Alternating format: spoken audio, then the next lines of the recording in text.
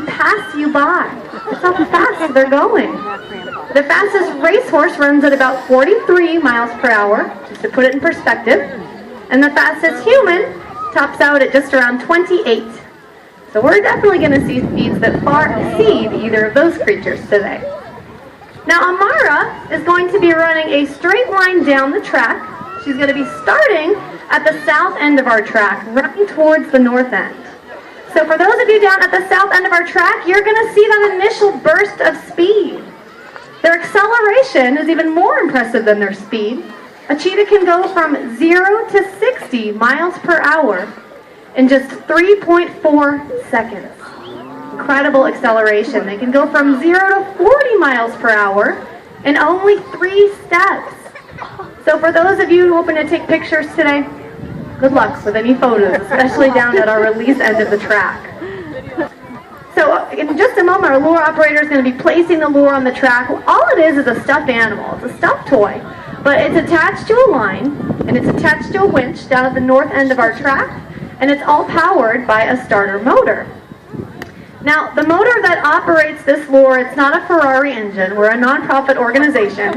So believe it or not, initially in the run, the cheetah can actually out-accelerate the lure. That's how fast they're going.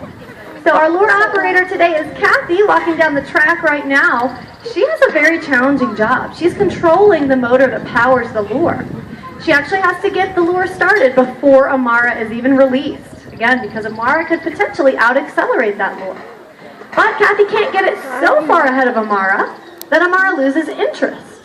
Cheetahs know when they're not going to be able to catch their prey, and they're going to want it to conserve energy. So she basically just let it go down the track without her. So Kathy has a very delicate balancing act to do as lure operator, but she's very good at her job. So I'm sure we're in for an excellent run done by Amera today. Now, running the track first, we're actually going to have Amera's very best friend, her companion, run the track first, placing the lure. And I want to leave you all with a final consideration before you watch the run. Now, a high-speed pursuit for a cheetah, it's a very physically demanding task. Their heart rate skyrockets, their body temperature jumps up. So we can never guarantee more than just one run today. So this might be it. This might be your only opportunity to see a cheetah running in a full-speed pursuit. It does happen quickly, and we know that many folks come to the park hoping to capture this moment with their cameras. But honestly, because it happens in just a few seconds, they end up missing the entire thing, lost behind their viewfinders. There's a lot to take in. A cheetah's stride length can be 25 feet. There's 2 times in that stride where their feet are completely off the ground. So it can be very easily missed if you even look away or blink. Just something for you all to consider, though, when you're deciding how you would like to take in this event today. Folks, we've replaced the lure. At this time, you want to turn your attention towards our release end of the track. Look for that hand signal from Larissa, hand up, and she's going to swiftly bring it back down. That's the start of the run. Ladies and gentlemen, this is Amera. Enjoy the run.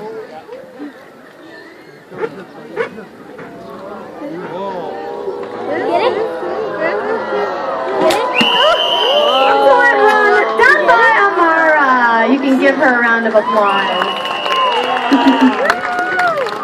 A job well done, folks. Amera just ran this track, 100 meters, in 5.6 seconds. A job well done. Folks, keep in mind that a pursuit like this out in Africa, a cheetah pursuing its prey, it would not last much longer than what we just witnessed. It could be extended about 20 or 30 seconds, but really any longer than about a minute. And cheetahs are going to face overexertion, overheating. So even at this distance of a run, we're going to allow Amera to recover, allow her breath rate, her body temperature, her heart rate to return back to normal. The trainers, though, will be making an assessment based on her recovery if she might be able to run a second time today. So you may want to stick around for the potential of seeing her run a second time. Of course, I'll be here to tell you a little bit about the cheetah, what makes them the world's fastest land animal. And I'll elaborate a bit on the role of dogs, domestic dogs, in the lives of cheetahs. I'll touch a bit as well on conservation of this endangered cat species.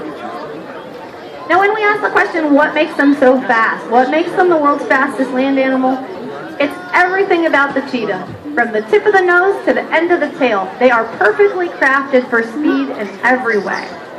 So if you look at the overall body structure of a cheetah, you'll notice that they're relatively slender, they're lean, they're lightweight, they're aerodynamic. The males often don't exceed 100 pounds. And that's allowing them to have less weight to carry around in that full-speed sprint. Looking at a cheetah from the front, they're very lean, they have that slender body, and even their head and ears are relatively small to create less wind resistance in that high-speed pursuit. Now, cheetah's spine is actually helping them out quite a bit with their stride length. They've got a 25-foot stride length, remember. Their spine will bow up and arch down dramatically, all helping to give them that added reach to reach as far as 25 feet. Of course, their long legs help them out with that as well, and at the bottom of their legs, cheetahs have very, very unique feet. Their foot structure is different from other cat species. They have what are called semi-retractable claws, so their claws never fully retreat into their sheaths. They're always sticking out just a bit, always visible, and always ready to grip the ground like when cheetahs are running. It's like having a pair of built-in running cleats.